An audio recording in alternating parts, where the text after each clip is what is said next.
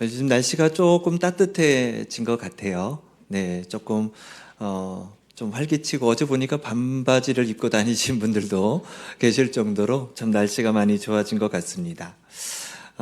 그런데 남극에서 조난을 당한 사람들의 이야기가 있습니다. 1914년 영국의 탐험가 어니스트 세클턴은 27명의 대원과 함께 남극을 탐험하다가 배가 빙하에 갇히는 절체절명의 위기를 맞게 됩니다. 탈출을 시도하면서 세클턴은 대원들에게 명령을 내립니다. 각자 짐을 900g만 남기고 다 버려. 자신들에게 너무나 소중히 여겼던 물건들이었습니다. 가족 사진도 있었고요. 또 귀중한 그런 장비들 다 모두 있었습니다. 그 모든 것들을 얼음 위에 하나씩 내려놓았습니다. 세클턴 자신도 국왕이 하사한 금시계를 얼음 위에 내려놓았습니다. 그 결단 덕분에 27명 전원이 살아서 돌아오게 되었습니다. 역사는 이것을 가장 위대한 생존 탈출극이다 이렇게 불렀습니다. 이 이야기의 핵심은 단 하나입니다.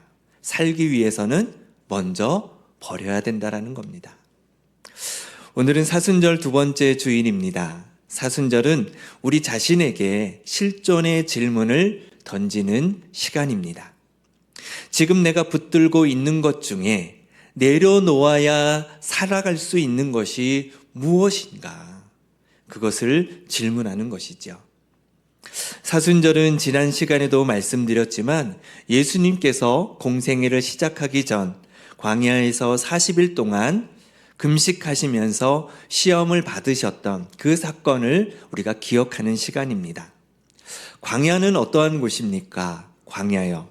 겉으로 가진 것들이 다 벗겨지는 곳입니다. 평소에 입었던 옷, 자기 자신에게조차 들키지 않으려고 감춰왔던 것들이 하나씩 드러나는 곳입니다.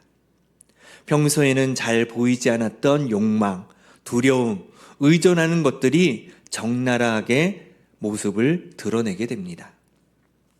오늘 사순절 두 번째 주일의 설교 제목은 내 안의 가짜 비우기입니다. 한번 따라 하실까요? 내 안의 가짜 비우기. 그렇습니다. 오늘 이 제목의 말씀 앞에서 우리 모두가 함께 서려고 합니다. 겉으로는 신앙생활을 잘하는 것 같은데 그 안에 슬며시 섞여 들어온 가짜 신앙, 가짜 주인, 가짜 예배가 있다면 오늘 이 말씀을 통해서 다시 한번 우리 안에 그 가짜들을 비워가는 그런 시간이 되시기를 축복합니다. 오늘 본문 마태복음 4장의 말씀은요, 예수님께서 공생애를 시작하시기 전에 마귀에게 3번의 시험을 받는 그런 장면입니다. 첫 번째는 돌로 떡을 만들라라는 시험이었고요. 두 번째로는 성전 꼭대기에서 뛰어내리라라는 시험이었습니다. 이제 마지막 3번째 시험은 마귀가 예수님을 지극히 높은 곳으로 데리고 가서 천하만국과 그 영광을 보여주면서 이렇게 말을 합니다. 만일 내게 엎드려 절한다면, 엎드려 경배한다면 이 모든 것을 너에게 줄게. 이렇게 말을 하는 것입니다. 이에 대해 예수님께서 하신 말씀이 오늘 우리가 같이 읽은 10절의 말씀입니다. 우리 한 번 더 같이 한번 읽어보겠습니다. 이에 예수께서 말씀하시되 사단아 물러가라. 기록되었으되 주 너의 하나님께 경배하고 다만 그를 섬기라 하였느니라. 아멘. 이 짧은 한 절 안에요, 예수님께서 영적 싸움의 방식과 방향을 다 보여주고 있습니다. 두 가지를 나누어서 여러분들과 함께 말씀을 나누려고 합니다. 먼저는요, 예수님은 사단아 물러가라 이렇게 말씀하고 있습니다. 이것은 너와 나는 아무런 상관이 없다라는 말이에요. 너는 내 인생에 끼어들 그런 권리가 전혀 없어 이렇게 말하면서 주권적인 그 선언을 예수님께서 하시는 말씀입니다. 마귀는 어떤 존재입니까? 마귀는요, 무섭게 오는 존재가 아닙니다. 늘 우리에게 부드럽게 다가옵니다. 처음부터 하나님을 버려 이렇게 말하지 않습니다. 이 정도는 타협하면 어때? 조금 나에게 엎드려봐. 그러면 네가 원하는 거 해줄게. 이렇게 속삭입니다. 마귀의 제안은 언제나 같습니다. 하나님을 거치지 않고 왕의 자리에 오르는 지름길을, 고난이 없이 영광을 얻는 그 길을, 십자가 없이 왕관을 얻는 길을 보여주는 거예요. 영국의 소설가 C.S. 루이스가 쓴 스크루테이프의 편지라는 책이 있습니다. 이 책은 고참 악마 스크루테이프가 신참 악마 웜우드에게 인간을 유혹하는 방법을 가르치는 편지 형식으로 되어 있습니다. 거기에 이러한 대목이 나오는데요. 같이 한번 읽어볼까요? 자, 시작. 인간을 유혹할 때 가장 좋은 방법은 갑자기 큰 죄를 짓게 하는 것이 아니라 아주 작은 양보를 반복하게 만드는 것이다. 이게 마귀의 전략이라는 겁니다.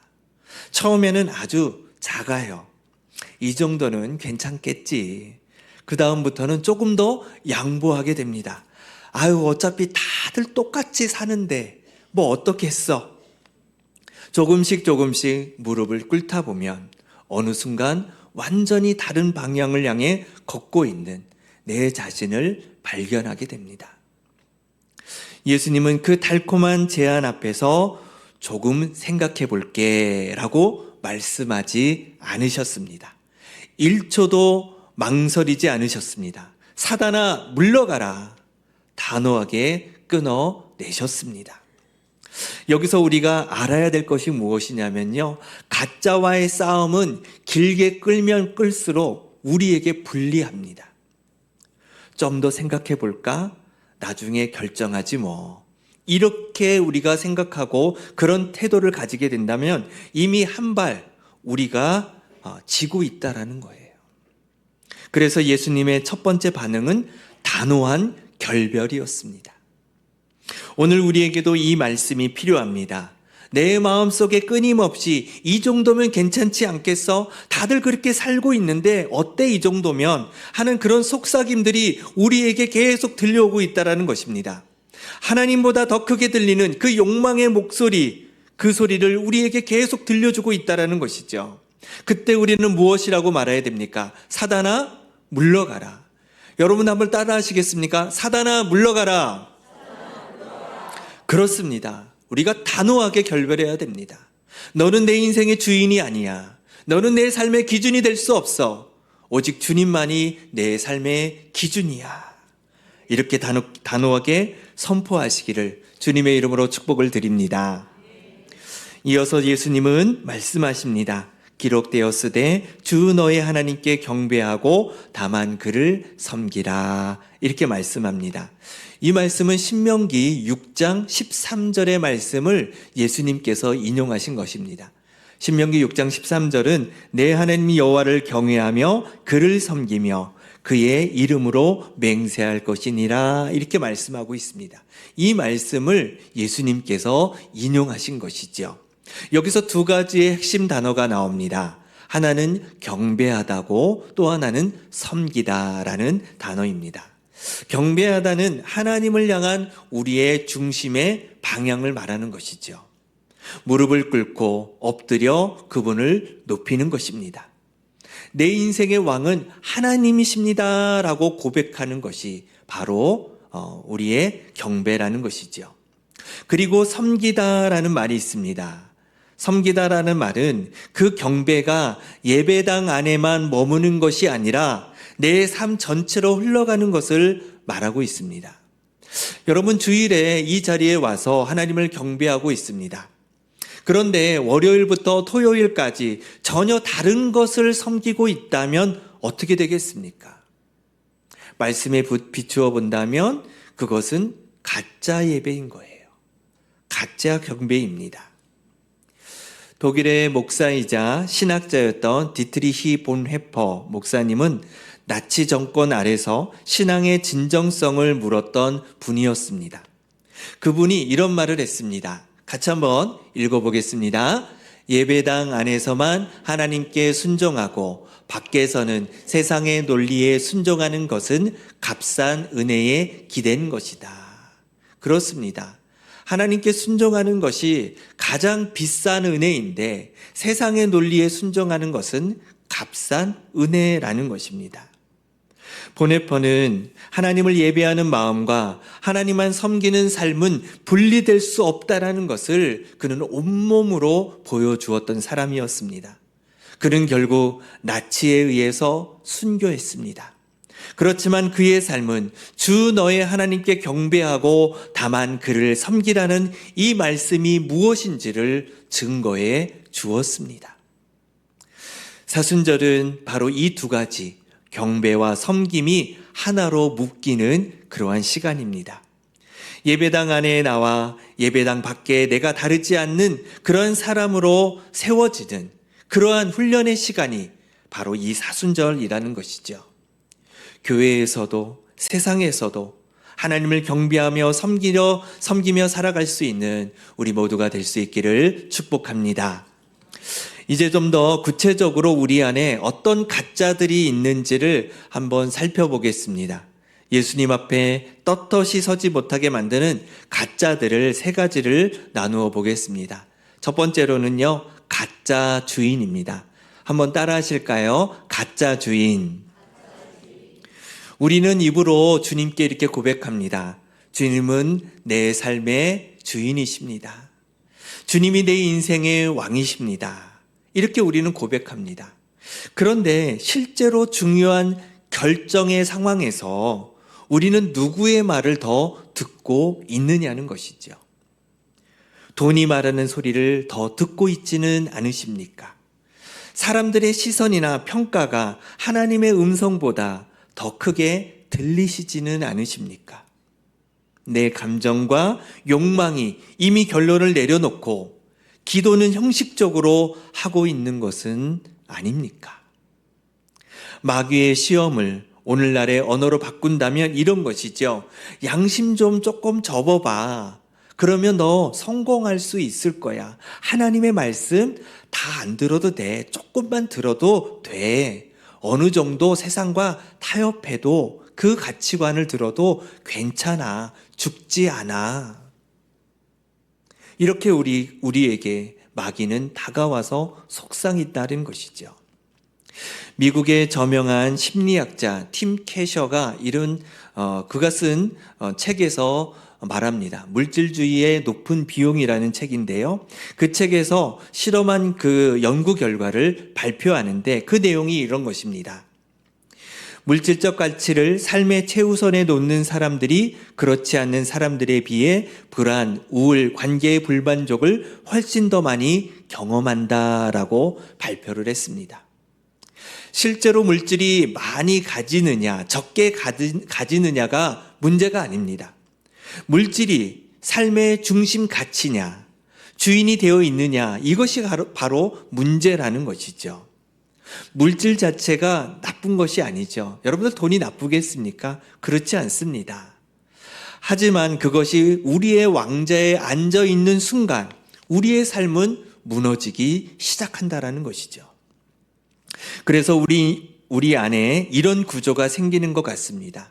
예배 시간에는 주여 주여 부르지만 실제 인생의 조종석에는 여전히 돈과 명예와 성공과 능력이 앉아있는 그러한 모습의 구조라는 것이죠.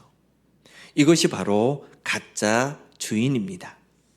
사순절은 이 가짜 주인을 내 보좌에서 내려놓는 시간입니다.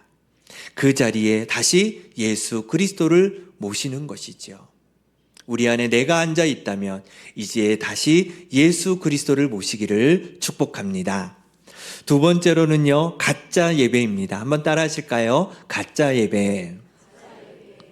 우리는 지금 예배를 드리기 위해서 이 자리에 모였습니다. 그렇다면 실제로 여러분들은 누구를 예배하고 있으십니까?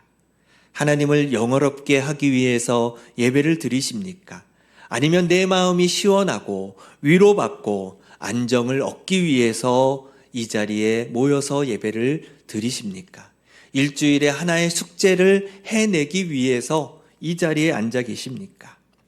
물론 예배 가운데에 하나님의 위로가 있습니다. 하나님의 치료도 있고요. 하나님의 능력도 주십니다. 너무나도 귀한 하나님의 은혜이고 복입니다.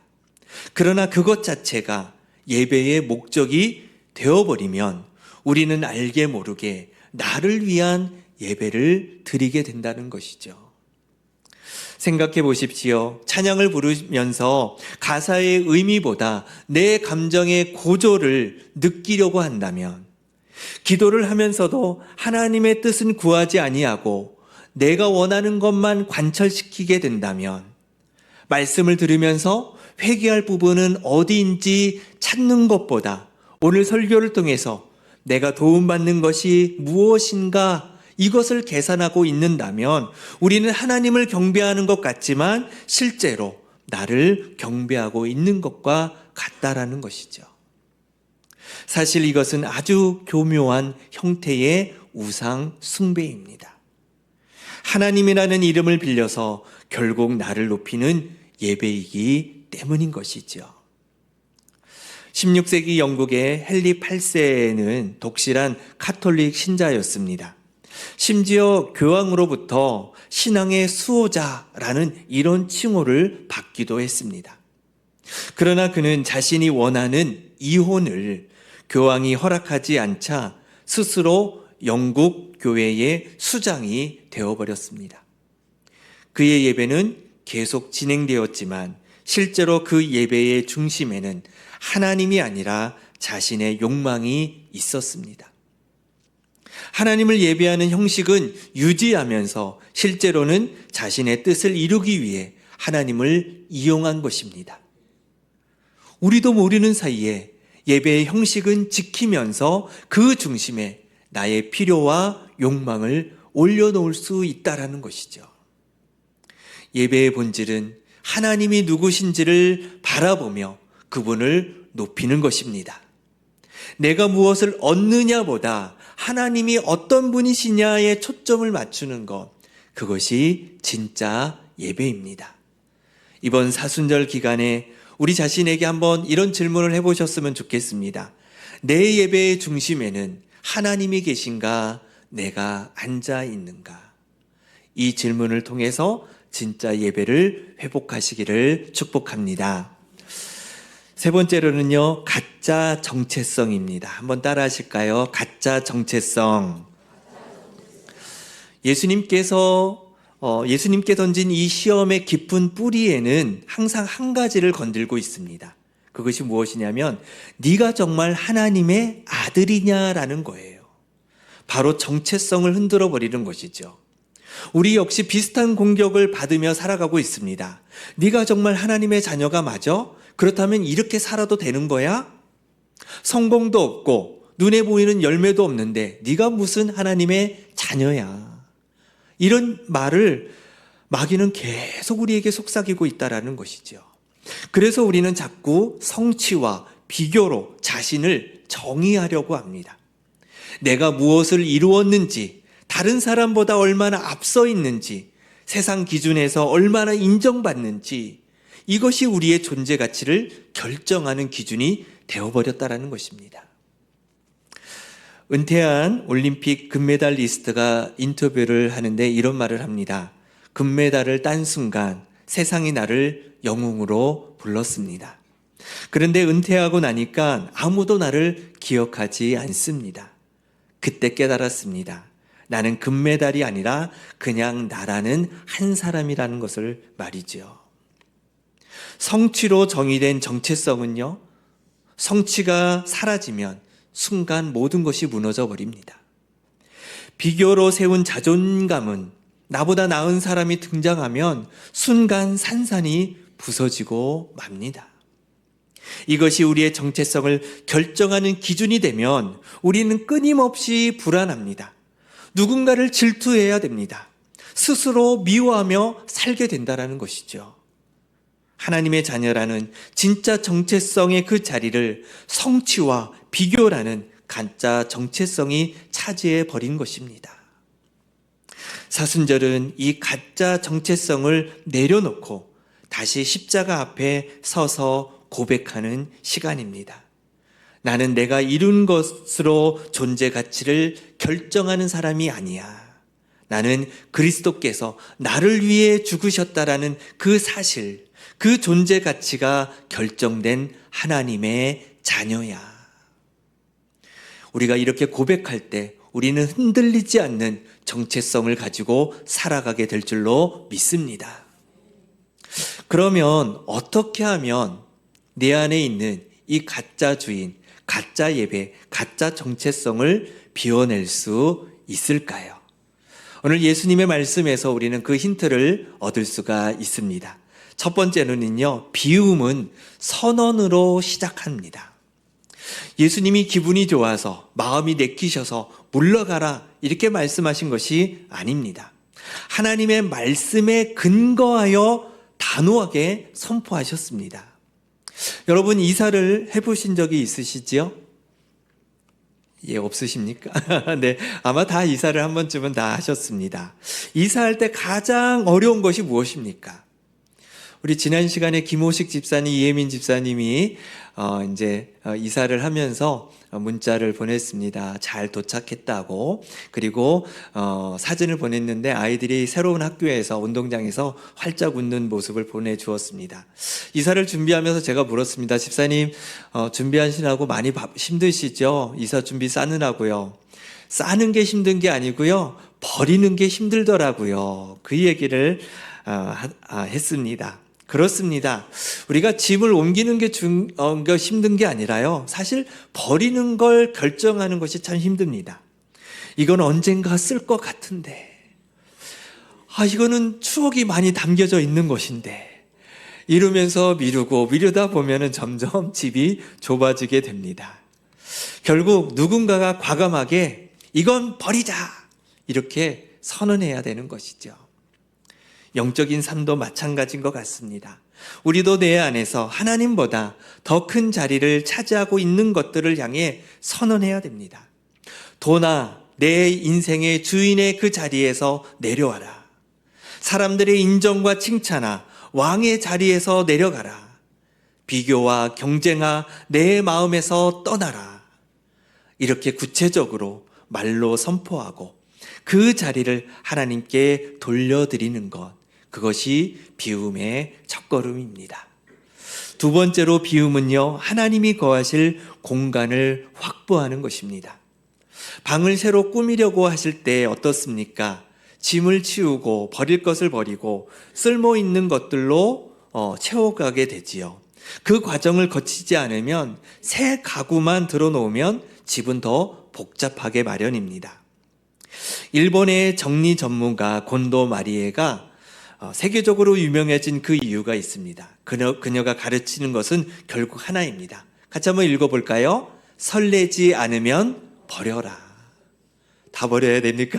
네, 설레지 않으면 버려라. 설레지 않으면 감사하며 보내라는 것입니다.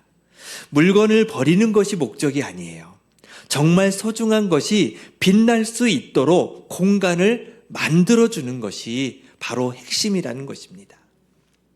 우리 마음도 마찬가지입니다. 가짜 주인, 가짜 예배, 가짜 정체성을 치우지 않은 채 말씀 하나 더 듣고 기도 시간 하나 더 늘린다고 해서 곧바로 변화가 일어나는 것이 아닙니다. 먼저 쌓여있는 우리의 욕망, 비교, 두려움, 자책, 이런 모든 것들을 정리해서 내보내야 됩니다. 그래야 그 자리에 말씀이 뿌리 내리고 성령께서 역사하시는 공간이 생기는 것입니다. 사순절은 바로 이 정리의 시간, 공간 확보의 시간임을 기억하시기를 바랍니다. 사랑하는 성도 여러분, 예수님의 광야 시험은 단지 한 번의 사건이 아니었습니다.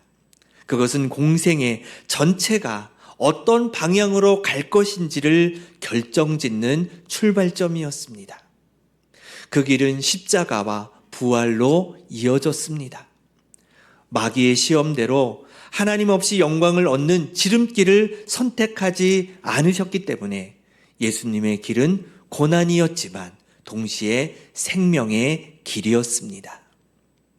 내 안에 가짜를 그대로 둔 채 겉으로만 신앙생활을 이어갈 것인지, 아니면 다소 불편하고 손해보더라도 가짜를 비우고 참되신 주님만 경배하고 섬기는 그 길을 선택할 것인지, 그것은 여러분의 선택에 남아 있습니다.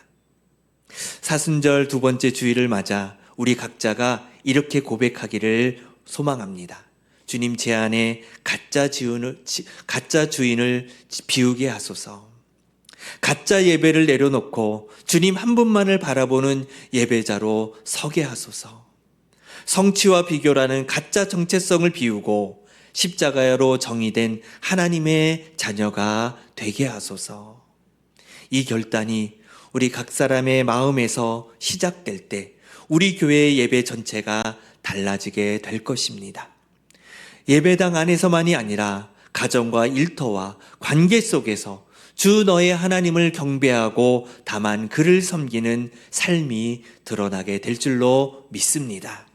이 거룩한 사순절의 여정 가운데 주님께서 우리의 마음을 아름답게 빚어주시기를 주님의 이름으로 축복을 드립니다. 기도하겠습니다.